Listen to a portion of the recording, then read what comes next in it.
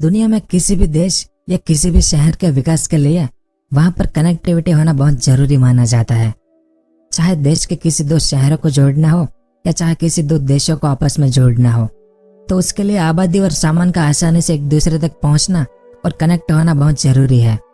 दो देश या दो शहरों को जोड़ने के लिए सड़कों, ब्रिज या टनल का निर्माण किया जाता है ताकि दो शहरों या दो देशों के बीच की दूरी को कम किया जा सके और जल्दी से इधर उधर पहुंचा जा सके।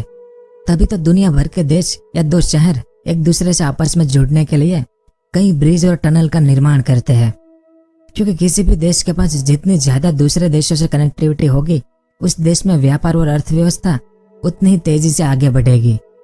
पर दुनिया भर के देशों ने अपने शहरों को जोड़ने के लिए तकनीकी रूप से आश्चर्यजनक ब्रिज और टनल का निर्माण किया है, जैसे क्यूबन और क्रीमिया प्रायद्वीप के बीच का ब्रिज, जिसकी लंबाई तकरीबन 20 किलोमीटर है, जो रूस को क्रीमिया से जोड़ता है, या फिर चीन का समुद्र पर बना दुनिया का सबसे लंबा ब्रिज दनियांग कुशांग ग्रेट ब्रिज, जो 55 किलोमीटर लंबा है।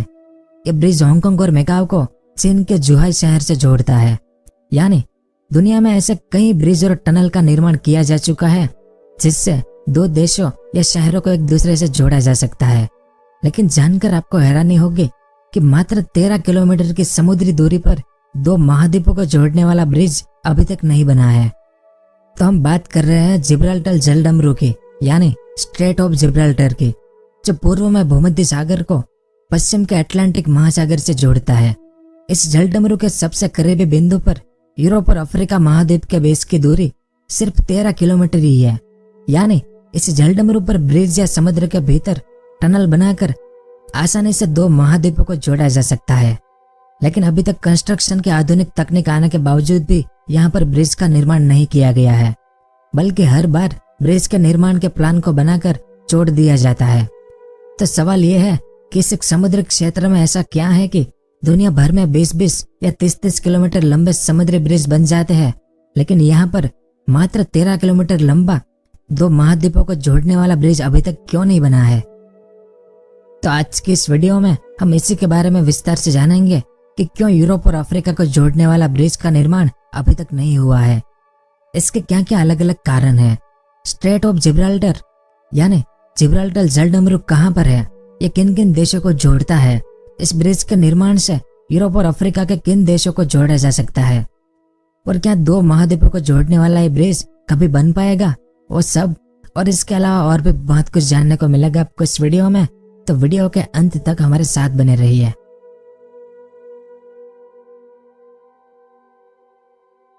तो सबसे पहले इस मैप को देखें।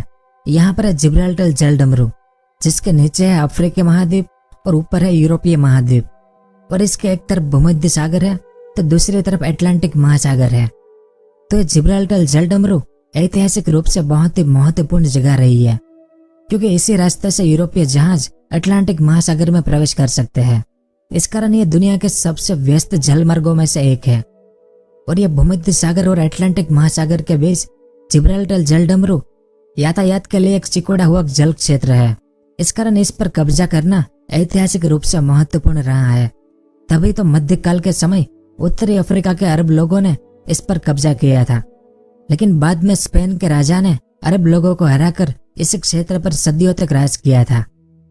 अब जिब्राल्टर जलडमरू के उत्तर में यूरोप का स्पेन देश है, जबकि दक्षिण में उत्तरी अफ्रीका का मोरक्को देश है, और इन दोनों देशों के सबसे करीबी बिंदु स्पेन का तरीफा पॉइंट और मोरक्को का साइरस पॉइंट है, और इन दोनों पॉइंट के बीच की दूरी मात्र 13 किलोमीटर यानी लगभग 8.1 मील के करीब ही है।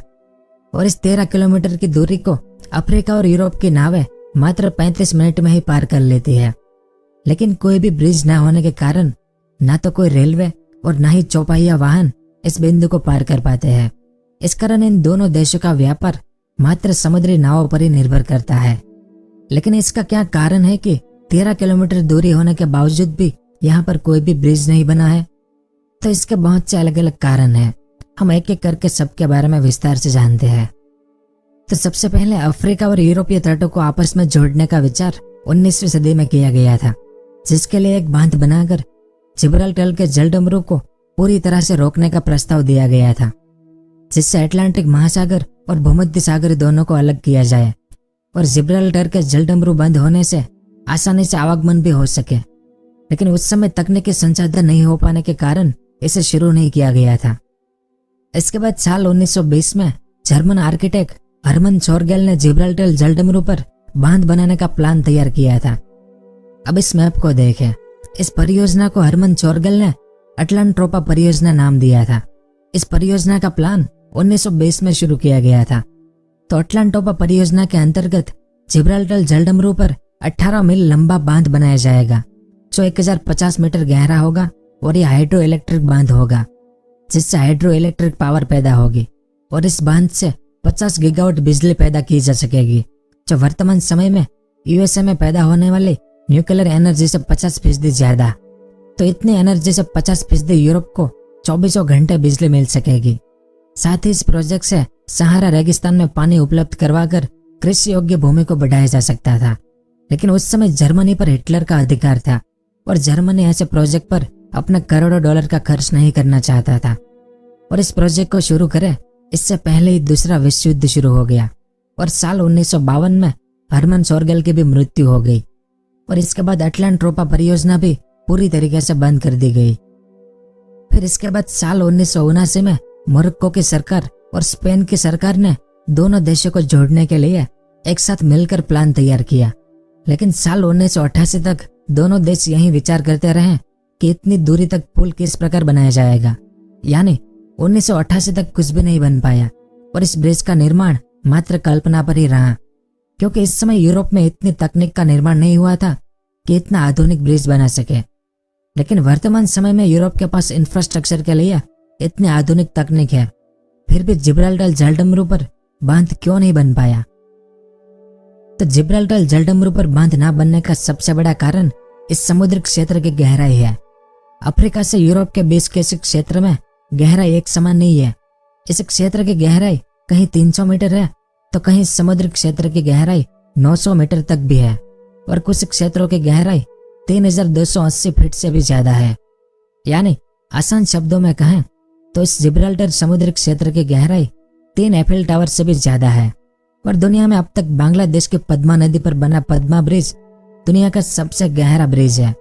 इसके पिलर की समुद्र में गहराई 122 मीटर यानी करीब 400 फीट के आसपास है। लेकिन 900 मीटर गहराई वाला ब्रिज बनाना वर्तमान समय के लिए बहुत खर्चीला साबित होगा। साथ ही विशेषज्ञ मानते हैं कि इतना गहरा ब्रिज अभी तक किसी ने नहीं बनाया है और इतना गहरा ब्रिज बनाना बहुत ही चुनौतीपूर्ण भी होगा। साथ ही सबसे व्यस्त जलमार्गों में से एक होने के कारण बड़े बड़े कार्गो जहाजों को ब्रिज के नीचे से निकालने के लिए ब्रिज की ऊंचाई भी ज्यादा करनी पड़ेगी। तो 900 मीटर गहरे और 400 फीट ऊंचे ब्रिज को बनाना वर्तमान समय के लिए असंभव सा लगता है। इस कारण स्पेन और मोरक्को की सरकार इतना खर्च नहीं उठाना चाहती है और ना ही इस ब्रिज को बनाने के लिए इतनी चुनौतियों को उठाना चाहती है। इसके अलावा जैसा कि हमें पता है कि जिब्राल्टर जलडमरू अटलांटिक महासागर को भूमध्य सागर से जोड़ता है और जिब्राल्टर जलडमरू के क्षेत्र में समुद्री धारा की दिशा बहुत तेज है। अब इस इमेज को देखिए। भूमध्य सागर से तेज धाराएं पश्चिमी दिशा में समुद्र के नीचे बहती है, ये जो पीले रंग की है वो। तो सामने अटलांटिक महासागर की धाराएं पूर्व दिशा में भूमध्य सागर की धाराओं के ऊपर बहती है, ये जो लाल कलर में है वो। इस कारण इस क्षेत्र में बहुत दिशात्मक धाराएं बहती है, जिससे जिब्राल्टर जलडमरू में किसी चीज का स्ट्रक्चर को स्टेबल यानी नियंत्रित करना बहुत मुश्किल है, जो एक अन्य वजह है कि जिब्राल्टर पर कभी ब्रिज नहीं बन पाया। इसके अलावा कई मौसम वैज्ञानिक मानते हैं कि जिब्राल्टर जलडमरू पर अगर ब्रिज बनता है तो इसकी लागत लगभग 15 से 20 बिलियन डॉलर आएगी। वहीं इस समुद्र क्षेत्र में अटलांटिक महासागर और भूमध्य सागर से अधिकतर तूफान और चक्रवात आते रहते हैं। साथ ही कई भारी चक्रवात में अगर इस पुल को नुकसान होता है तो सीधे तौर पर स्पेन और मोरक्को को 10 से 12 बिलियन तक का नुकसान होगा और ये दोनों ही देश इतना भारी जोखिम नहीं ले सकते हैं। तो समुद्री चक्रवात के कारण ये दोनों देश जिब्राल्टर जलडमरू पर ब्रिज बनाने का विचार त्याग देते हैं। इसके अलावा ब्रिज की जगह पर इस समुद्री क्षेत्र में समुद्र के भीतर टनल बनाने का विचार भी आया था और एक ऐसी टनल इंग्लिश चैनल के नीचे से निकलती है। इस टनल का नाम चैनल टनल ही है और यह टनल फ्रांस को ग्रेट ब्रिटेन से जोड़ती है, जिसकी लंबाई करीब 51 किलोमीटर है तो जिब्राल्टर जलडमरू में स्पेन और मोरक्को को जोड़ने के लिए अंडर वाटर टनल बनाने का भी विचार किया गया था, लेकिन अंडर वाटर टनल बहुत ही कम विश्वसनीय होती है और उनकी लागत भी अधिक होती है। जिब्राल्टर जलडमरू के समुद्री क्षेत्रों की गहराई कहीं 500 मीटर है तो कहीं 900 मीटर तक है। इस कारण समुद्री टनल बनाना यहाँ पर काफी मुश्किल काम है और साथ ही इस क्षेत्र की चट्टानें भी बहुत मजबूत है जिन्हें आसानी से नहीं काटा जा सकता।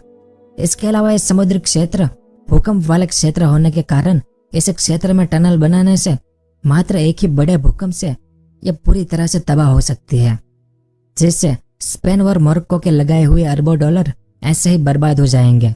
इस कारण इस क्षेत्र में टनल बनाने का विचार को 1975 में ही त्याग दिया गया था।